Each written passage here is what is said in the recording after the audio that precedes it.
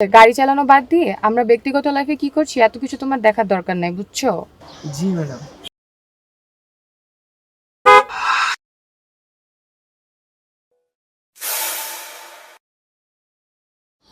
Madam, আমরা এখানে আসলাম কেন? এটা তো স্যারের অফিস। সেটা আমি জানি। তার আগে তুমি বলো, লুকিং গ্লাসে বারবার আমাকে কেন দেখছো? যদি অ্যাক্সিডেন্ট করতাম? ম্যাডাম কি যে বলেন না, আমি এলাম পাকা ড্রাইভার, অ্যাক্সিডেন্ট হওয়ার সম্ভাবনাই নেই। তাই না? খুব ভালো। এখন বলো তো, বারবার লুকিং গ্লাসে তুমি আমাকে কেন দেখছিলে?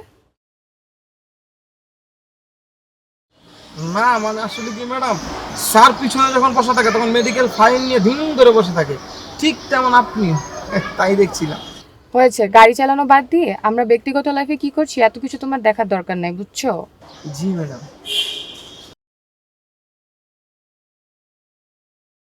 ওই যে তোমার স্যার আসছে, এখন গেটটা খুলে যাও।